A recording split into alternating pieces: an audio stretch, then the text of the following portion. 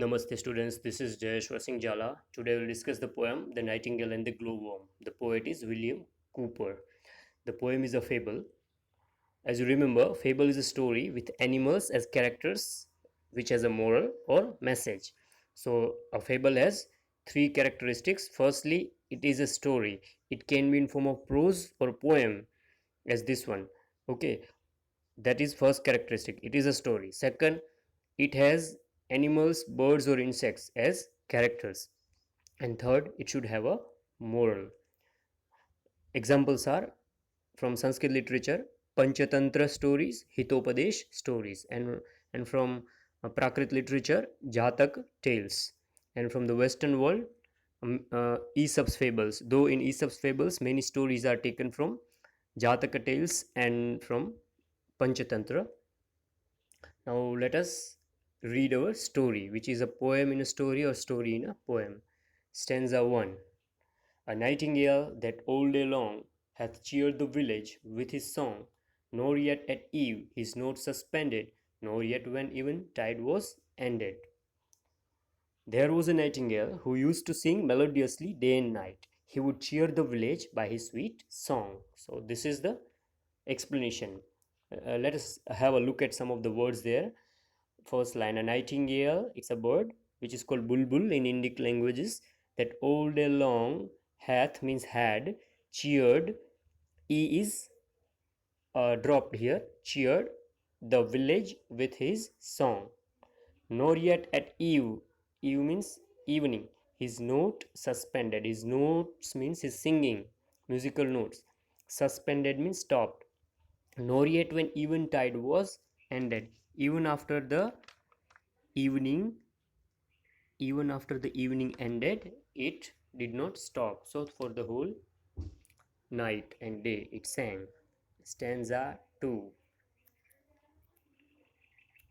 Began to feel, as well he might, the keen demands of appetite, when looking eagerly around, he spied far off upon the ground. Now once he felt very hungry, began to feel, as well he might, definitely, as he was singing for a long time, so he felt hungry. The keen demands, keen means too much, very much, demands of appetite means hunger. When looking eagerly around, then he started searching for food.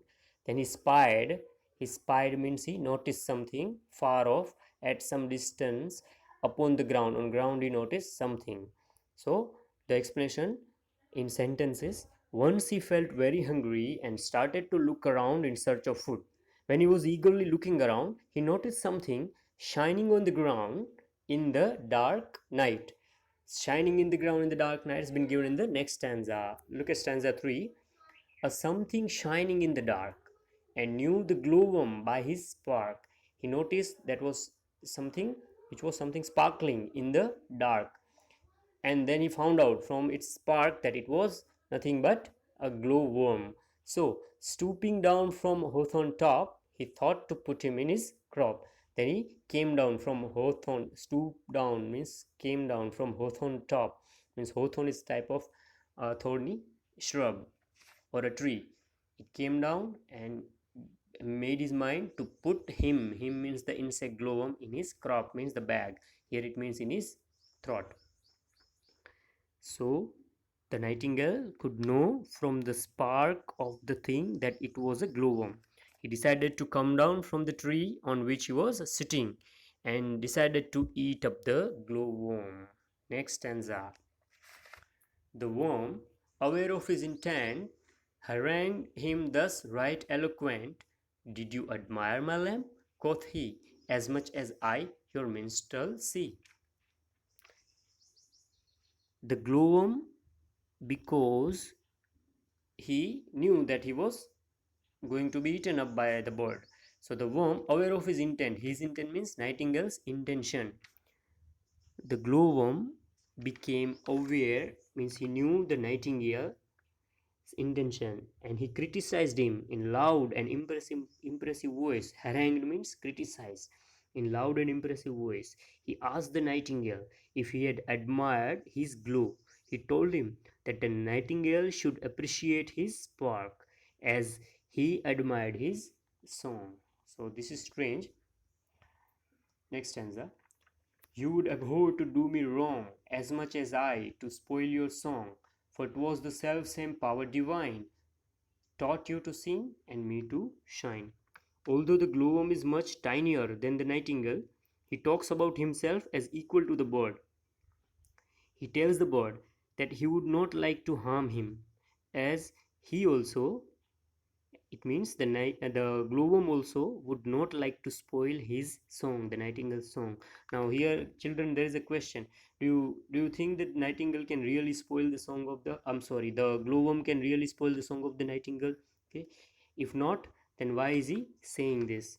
The glowworm says that the same divine power has taught. See, the word divine is given in capital, means it represents God. When you read the word God, G is capital, it means it is for the omnipotent, omnipresent God. Some divine power has taught the nightingale to sing and himself to shine. Same divine power, same God has taught both of them to do different things. Nightingale has been taught to sing beautifully, and the glowworm has been given spark to beautify the night. Stanza 6. That you with music, I with light, might beautify and cheer the night. The songster heard his short oration, and warbling out his approbation. The glowworm tells the nightingale that both can beautify, means make the night beautiful, and cheer the people, cheer the night together. The nightingale with his sweet song, and himself, the glowworm, with his shine, can make the night beautiful and cheerful. Last couplet. Released him. Now see this. Go to the previous stanza. Last two lines. The songster heard his short oration. Songster means singer. Here the nightingale heard his short oration. Now the nightingale listened to this short oration speech and wobbling out his approbation. So wobbling means singing. His agreement means he agreed with the nightingale, agreed with the glowworm. Okay, so what happens next? Released him. Stanza 7. Released him, as my story tells, and found a supper somewhere else. The nightingale got impressed by the short speech of the glowworm, and having appreciated him, flew away in search of food somewhere else. Thus the glowworm saved his own life by using his skill.